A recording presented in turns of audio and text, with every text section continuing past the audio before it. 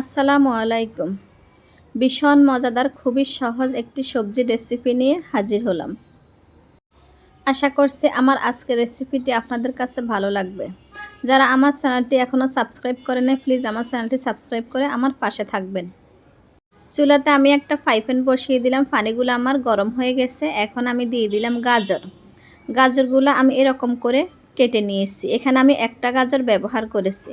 গাজরগুলো আমার সিদ্ধ হয়ে গেছে। এখন আমি দিয়ে দিলাম ফুলকপি। ফুলকপিটা আমি বেশি সিদ্ধ করব না, জাস্ট একটু ভাপ দিয়ে নিব। তো সবগুলো আমার হয়ে গেছে। এখন আমি সবগুলোকে উঠিয়ে নিব। এখন আমি ফ্রাই প্যানে কিছুটা তেল দিয়ে দিলাম এখানে আমি মিষ্টি কুমড়া। আমি এখানে ছোট সাইজের একটা মিষ্টি কুমড়ার অর্ধেকটা নিয়েছি। এখন আমি দিয়ে দিব সামান্য পরিমাণ কিছুটা লবণ। এখন দিয়ে দিব সামান্য পরিমাণ কিছুটা হলুদের গুঁড়া। এখন সবগুলো আমি নেড়ে ছেড়ে কিছুক্ষণ ভেজে নিব, একদম লাল লাল করে আমি ভেজে নিব। আমার মিষ্টি কুমড়াটার কালারটা চেঞ্জ হয়ে গেছে দেখেন। এখন আমি সবগুলোকে উঠিয়ে নিব, আমার ভাজা হয়ে গেছে। আমার এখানে কুমড়া ভাজির কিছুটা তেল ছিল, আমি ওই তেলে দিয়ে দিলাম বেগুন। আমি এখানে একটা বেগুন নিয়েছি, দিয়ে দিলাম আমি সামান্য পরিমাণ আর একটু হলুদ। এখন আমি দিয়ে দিলাম সামান্য একটু লবণ। এভাবে লবণ হলুদ দিলে ভাজা ভাজা করে নিলে খেতে খুব ভালো লাগে সবজিটা। সবগুলো আমার নেড়ে ছেড়ে ভেজে নেওয়া হয়ে গেছে। এখন আমি উঠিয়ে নিব বেগুনগুলো। এখন আমি আবার সামান্য পরিমাণ একটু তেল দিয়ে দিলাম এখানে আমি মাঝারি সাইজের 2টা আলু নিয়েছি। দিয়ে দিলাম আলুগুলো, দিয়ে দিলাম সামান্য পরিমাণ একটু লবণ। এখন আবার দিয়ে দিব সামান্য কিছুটা হলুদের গুঁড়ো। সবগুলো আমি আবার নেড়ে ছেড়ে ভেজে নিব কিছুক্ষণ। আলুগুলো আমার ভেজে নেওয়া হয়ে গেছে। এখন আমি উঠিয়ে নিব। ফ্রাই প্যানটা ধুয়ে আমি পরিষ্কার করে নিয়েছি। এখন আমি দিয়ে দিলাম পরিমাণ মতো তেল। তেলগুলো আমার গরম হয়ে গেছে। এখানে আমি হাফ চা চামচ পাঁচফোড়ন দিয়েছি, 3টা শুকনো মরিচ দিয়েছি। সবজি ভাজিতে অবশ্যই পাঁচফোড়ন ব্যবহার করবেন, না হলে খেতে ভালো লাগবে না।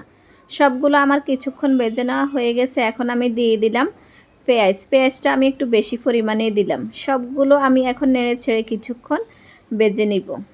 আমি দিয়ে দিলাম কাঁচামরিচ। এখানে আমি কাঁচামরিচটা একটু বেশি পরিমাণে দিয়েছি। পেঁয়াজ কাঁচামরিচগুলো আমার ভেজে নেওয়া হয়ে গেছে। এখন আমি দিয়ে দিলাম বরবটি আর সিম। এগুলোকে আমি নেড়ে ছেড়ে কিছুক্ষণ ভেজে নেব যেন কাঁচা গন্ধটা চলে যায়। এখন আমি একটা ঢাকনা দিয়ে ডেকে 2-3 মিনিট ভেজে নিব। ঢাকনাটা উঠিয়ে আমি অনেকবার নেড়ে ছেড়ে দিয়েছি। আমার সবজিগুলো ভেজে নেওয়া হয়ে গেছে। এখন আমি আবার একটু নেড়ে ছেড়ে দিলাম। এখন আমি দিয়ে দিলাম 1.5 চা চামচ রসুন বাটা, হাফ চামচ আদা বাটা, দিয়ে দিলাম আমি হাফ চামচ হলুদের গুঁড়া। এখন দিয়ে দিলাম 1 চা চামচ মরিচের গুঁড়া।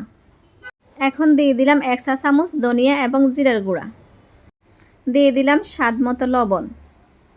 এখন আমি সামান্য একটু পানি দিয়ে দিলাম। সবগুলোকে আমি এখন নেড়ে ছেড়ে মিশিয়ে নিব। আমি এখন দিয়ে দিলাম এই 2টা টমেটো। এখানে আমি মাঝারি সাইজের 2টা টমেটো নিয়েছি। সামান্য পরিমাণ আরও একটু পানি দিয়ে আমি 4-5 মিনিট কষিয়ে নিব। সবগুলো আমি নেড়ে ছেড়ে মিশিয়ে নিলাম। সবগুলো আমার কষানো হয়ে গেছে। এখন আমি দিয়ে দিলাম গাজর আর ফুলকপি। সবগুলোর সাথে এখন আমি মিক্স করে নিব। সবগুলো আমার মেশানো হয়ে গেছে। এখন আমি একটা ঢাকনা দিয়ে ডেকে চুলার আঁচটা মিডিয়াম করে আরও 2-3 মিনিট কষিয়ে নিব। ঢাকনাটা এখন আমি উঠিয়ে নিলাম। আমার গাজর ফুলকপি সিমগুলো কষানো হয়ে গেছে। এখন আমার বাকি যে সবজিগুলো ছিল সবগুলো এখন আমি দিয়ে দিলাম। এখন সবগুলোকে আমি নেড়ে ছেড়ে একসাথে মিশিয়ে নিব। সবগুলো আমার মিশিয়ে নেওয়া হয়ে গেছে। এখন আমি 4-5টা কাঁচামরিচ দিয়ে দিলাম গোটা। এখন আমি সামান্য পরিমাণ আরও একটু পানি দিয়ে দিলাম। এখন আমি একটা ঢাকনা দিয়ে ডেকে চুলার আঁচটা মিডিয়াম করে আমি সবজিগুলো ভেজে নিব। ঢাকনাটা এখন আমি উঠিয়ে নিলাম। ঝোলগুলো আমার প্রায় শুকিয়ে আসছে, মাখা মাখা হয়ে আসছে। আমি এখন সবগুলোকে আবার একটু নেড়ে ছেড়ে দিলাম। আমার সবজি ভাজি হয়ে গেছে। আমি সামান্য পরিমাণ একটু ঝোল রাখবো। সামান্য একটু ঝোল রাখলে খেতে অনেক ভালো লাগে, বেশি শুকনা শুকনা করব না। আমি এখন কিছুটা ফ্রেশ ধনিয়া পাতা দিয়ে দিলাম। এখন সবগুলো আবার আমি একটু মিশিয়ে নিব। সবগুলো আমার মিশানো হয়ে গেছে। সবজি ভাজিতে সামান্য পরিমাণ একটু ঝোল ঝোল থাকলে খেতে অনেক ভালো লাগে। তো আমি এখন চুলাটা বন্ধ করে একটা প্লেটে পরিবেশন করে নিব। চুলাটা বন্ধ করার পরে সামান্য যে ঝোলটা থাকবে ওইটাও শুকিয়ে যাবে। তো হয়ে গেল আমার অসম্ভব মজাদার সবজি ভাজি। তো সবাই ভালো থাকবেন। আল্লাহ হাফেজ।